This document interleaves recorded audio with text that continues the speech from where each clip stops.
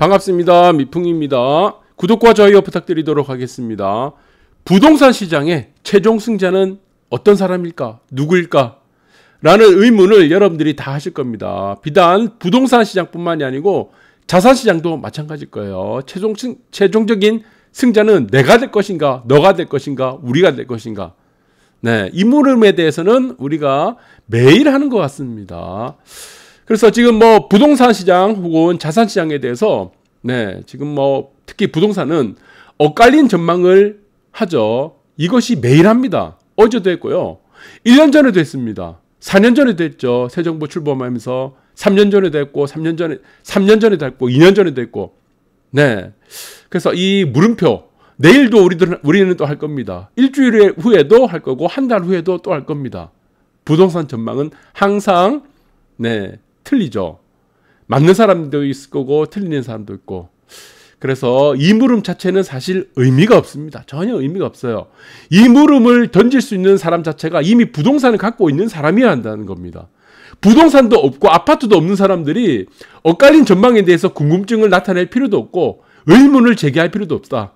그래서 부동산이라든가 아파트를 가지고 난 이후에 의문을 던져라는 겁니다. 그래서 이 물음은 이런 의문에 대해서 의문을 제기하는 것은 우리가 인류 역사 35,000년 동안 계속 이어졌고 대한민국 5,000년 역사 계속 이어졌습니다. 삼국시대 때부터 계속 이어지면서 계속 부동산은 상승해 왔다는 것이다. 이렇게 보시면 맞을 것 같아요. 그래서 이건 사실 누가 맞냐를 따라서 의미가 없습니다. 그래서 뭐 집값 상승폭 줄고 하락거래 들고 뭐 서울 변곡점이 어디냐 이런 얘기를 지금 계속 하는데 정말 의미 없는 얘기다. 그냥 미풍 선생 얘기 들으면 됩니다. 제가 뭐 변곡점하고 무슨 바닥, 오르는 시간, 날짜, 몇 시 몇 분까지 여러분들 다 알려드리잖아요. 이때까지 제가 방송한 이후부터 19년도 9월부터 방송을 했죠. 그때부터 뭐 현금가치 하락이 나타난다. 제가 현금가치 하락이 나타난다. 그래서 뭐 그것을 뭐 코로나 사태가 벌어질 것인가 이 부분에 대해서 미리 예측하는 것이 아닙니다. 다 순서가 있습니다. 파동에 따라서 진행되는 우주 만물의 법칙에 따라서 움직일 뿐이다. 이렇게 보시면 될 것 같아요. 그래서 서울 아파트 매매 수급지수 및 지금 뭐 가격 변동률을 보니까 뭐 전체 아파트 다 비슷합니다. 매매 수급지수라는 거는 심리도입니다. 심리지수예요. 그래서 100 이상 되면은 이 심리죠. 사실 뭐 실질적인 뭐 거래, 체결이라든가 이런 건 아닙니다. 체결이 아니고 우리가 체결이 된다 그러면은 매매죠. 아니고 심리다. 그래서 100 이상 되면은 강세고 100 이하가 됐다. 지금 100일이죠. 100 이하가 되면은 약세장이다. 이렇게 보시면 되는데 사실 심리라는 것도 그렇게 의미가 없죠.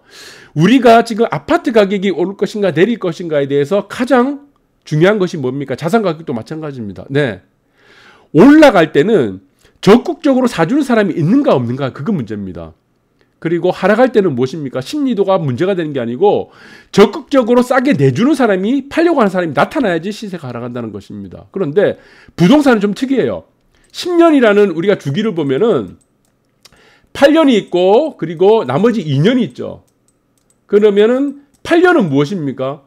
적극적으로 비싸게 사주는 사람의 기간이 8년이고 2년이란 비중은 무엇입니까? 적극적으로 싸게 파는 사람의 비중이 큰 것이 2년입니다. 그래서 이것은 8대2 법칙이 됩니다. 항상 부동산은 이래요. 그러니까 올라갈 때는 8년이고 내려갈 때는 2년이라는 얘기입니다. 그래서 부동산의 조정 기간 대략 보면은 2년 내외다 이렇게 보시는 게 가장 정확하고 그리고 뭐 좀 길면은 3년 정도 이렇게 보시면 될 것 같아요. 그래서 부동산이 자산 투자에서 가장 유리한 게임인 것이 이것 때문입니다. 주식시장을 보시면은 대략 뭐 5대5 정도나 6대4 정도 이렇게밖에 안 되죠. 그래서 부동산이 다른 자산에 비해서 뭐 이익을 얻는 사람들, 부자가 되는 사람 비율이 큰 이유가 이것 때문이고 특히나 한국은 소국이다. 시장 규모가 작은 내수 시장이 작고 시장 규모가 작고 그리고 수출에 의존하는 국가고 그리고 대외 의존도가 큰 국가죠. 대외 변수에 취약한 국가이기 때문에 부동산이 항상 정답이었습니다. 그래서 뭐 금융자산이 비율이 높아야 되고 부동산 자산 비율이 줄어야 된다. 그거 뭐 30년, 40년 전부터 계속 얘기해 드렸잖아요. 사람들이 얘기했잖아요. 하나도 안 맞습니다, 이거. 삼국시대 때부터 항상 얘기한 게 무엇입니까? 금융자산의 비율이 높아야 된다고 그랬는데, 금융자산의 비율이 높은 사람들이 전부 다 망했습니다. 네. 그때도 마찬가지예요. 중국이 막 흔들어내는 겁니다. 침략하고. 대변수에 취약한 거예요. 일본이 또 넘어와서 임진왜란도 일으키고 취약한 겁니다. 대변수에. 그래서 항상 부동산이 대한민국에서는 자산 선호 비율이 항상 높다는 겁니다. 그것이 가장 안전했다는 것을 여러분들이 이해를 하실 겁니다. 그리고 마찬가지입니다. 서울도 마찬가지입니다. 전체 보시면은 지방도 마찬가지예요. 5개 광역시 다 똑같습니다. 분양가 지금 3,135만 원 해서 계속 오르죠. 그런데 우리가 삼국시대 때부터 삼국사기 보시면은 그 내용이 잘 나와 있습니다. 짜장면 값하고 아파트 분양 가격에 대한 328페이지인가 그 정확히 둘째 줄에 나와 있습니다. 역사상 우리 대한민국 5,000년, 인류 역사 35,000년 동안 내리지 않는 가격이 딱 두 가지 있습니다. 우리가 보시면 가격이란 것은 항상 웨이브, 이런 파동에 따라서 오르고 내림을 계속 반복합니다. 이렇게. 그런데 이 오름과 내림에 반복하지 않은 가격이 있습니다. 이게. 그것이 무엇입니까? 네. 첫 번째가 짜장면 값. 여러분들이 짜장면 값이 중국집에 내려갔다는 얘기 들어본 적 있어요? 없습니다. 이벤트로 해서 일정 기간 홍보 차원에서 지금 6,000원짜리 5,000원 해주고 5,000원짜리 4,000원 해주는 이벤트성은 있어도 짜장면 전체적으로 볼 때는 짜장면 값은 항상 올라갑니다. 내려가지 않습니다. 두 번째 무엇입니까? 네. 분양가예요. 분양가. 여러분들 분양가가 내려갔다는 적 본 적 있습니까? 없어요. 네, 분양가 5,000년 동안 한 번도 안 내려갔어요. 분양가. 삼국사기도 이 내용이 있습니다. 짜장면 값하고 분양가는 절대로 내려가지 않는다. 그러니까 결론적으로 무엇이죠? 분양가가 계속 올라간다는 얘기는 뭡니까? 중간에 이미 이제 분양된 아파트의 시세적인 어떤 컨센서스는 오름과 내림을 반복을 하더라도 결론적으로 올라간다는 얘기입니다. 그것이 무엇입니까? 화폐 가치 하락을 반영하기 때문입니다. 분양가가 가장 우리가 적나라하게 화폐 가치 하락분을 반영하는 가격이죠. 짜장면 가격이랑. 그래서 여러분들이 우리가 짜장면 한 그릇 먹고 분양을 당첨이 되고 1순위, 2순위 그것 따지기 전에 이런 부분들 우리가 지금 자산시장, 경제학적인 이런 가격 구조를 여러분들이 쉽게 이해를 하시면은 이런 경제 현상들에 대해서 그리고 자산시장에 대해서 충분히 쉽게 대응을 하고 적응해 나갈 수 있다. 이렇게 보시면 될 것 같아요. 그리고 또 하나 있습니다. 지금 최근에 핫한 게 있죠. 네, 제가 비트코인 사라는 절대 안 합니다. 이것이 1억이 가든 2억이 가든 1,000만 원이 가든 저는 이거 손대지 말라고 말씀드렸습니다. 그래서 지금 보시면은 최근에 강세를 보이는 이제 비트코인을 얘기를 안 했었는데 저는 이 비트코인에 대해서 명확하게 말씀드렸습니다. 그래서 미국에서 SEC라고 있습니다. 증권거래위원회에서 지금 비트코인을 ETF 승인한다는 기대감 때문에 지금 반영이 되고 있습니다. 그런데 사실은 비트코인 ETF가 아니고 비트코인 선물 ETF입니다. 그러니까 기초자산이 비트코인 선물이에요. 네, ETF는 에쿼티 트레이디드 펀드라고 해서 펀드입니다. 펀드. 근데 이 펀드를 사고 팔 수 있는 겁니다. 트레이딩 할 수 있게. 네. 그래서 이 펀드에는 또 두 가지가 있죠. 예. 첫 번째가 무엇입니까? 네. MF, 뮤추얼 펀드죠. 그래서 사실 ETF는 뮤추얼 펀드 성격이고, 네. 불특정 다수가 할 수 있는, 들어갈 수 있는 펀드고, 그 다음에 또 하나 뭡니까? PEF죠. PEF. 그러니까 프라이빗 에쿼티 펀드라고 해서 일정 소수의 사람들이 가입할 수 있는 펀드입니다. 그래서 MF, 뮤추얼 펀드 성격의 ETF다.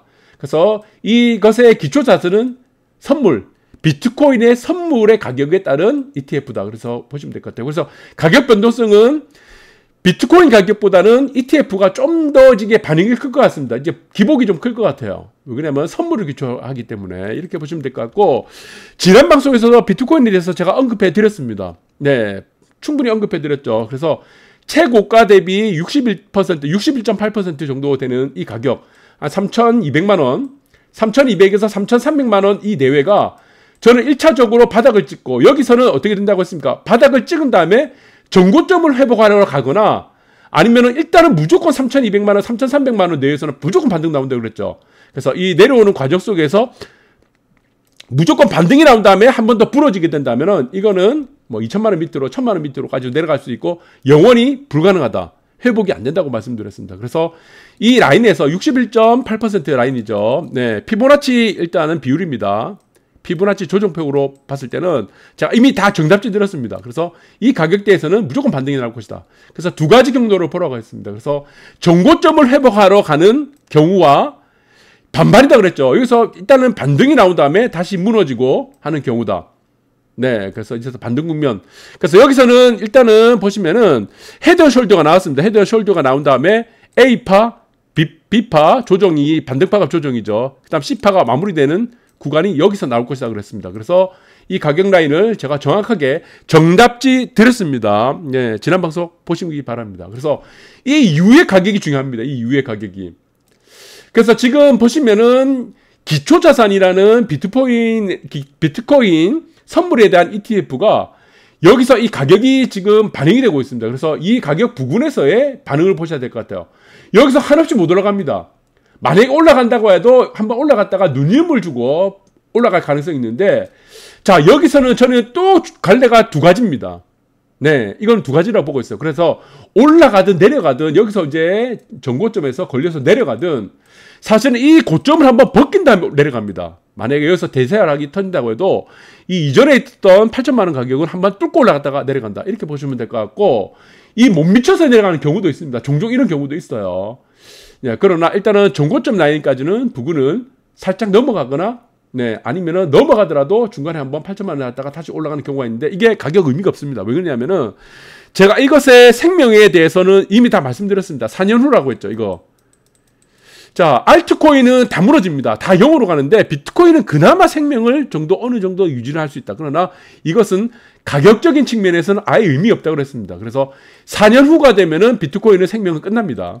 네, 여러분들 이렇게 정리를 하시고, 이것은 제가 1년 전부터 이 가격 구조에 대해서 파동 논리는 다 정답지를 드렸으니까, 네, 바닥과 그 다음에 지금 이 과정들 8천만 원에서도 제가 다 말씀드렸죠. 여기서 고가라고. 네, 여기서는 이제 무너진다 라고 이 라인들, 네, 다 말씀드렸습니다. 그래서 자산시장도 마찬가지입니다. 주식시장도 마찬가지고, 네, 그래서 저는 이렇게 생각합니다. 여러분들이 지금 꿈꾸는 것이 무엇이냐? 부동산의 최종 목적지가 무엇입니까? 자산시장의 최종 목적지가 뭐예요? 돈에 구애받지 않는 겁니다. 사실은 뭐 요트 타고 다니고 여행도 다니고 내가 먹고 싶은 거 언제든지 먹을 수 있고 내가 하고 싶은 거 언제든지 할 수 있는 것이 바로 경제적 자유라고 보고 있는 거죠. 즉 다시 말해서 돈에 대해서 구속을 받지 않는 것입니다.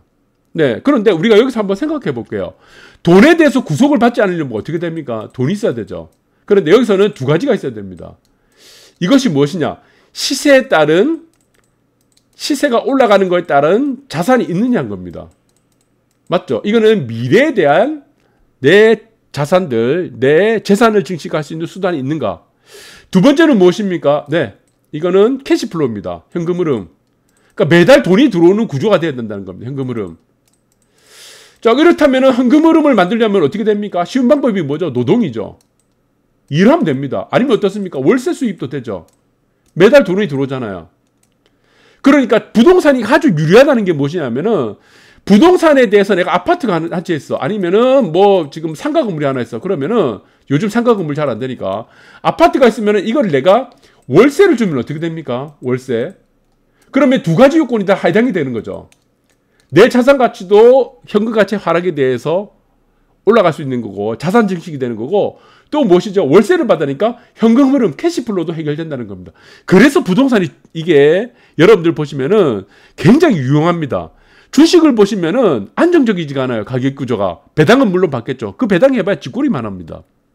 그럼 여러분들이 많은 돈을 갖고 있지 않은 사람들 혹시 그러면은 뭐 회사에 월급쟁이로 있다. 나는 큰 자산이 없다 그러는데 없다고 생각하는 사람들이 쉽게 할 수 있는 방법도 있어요.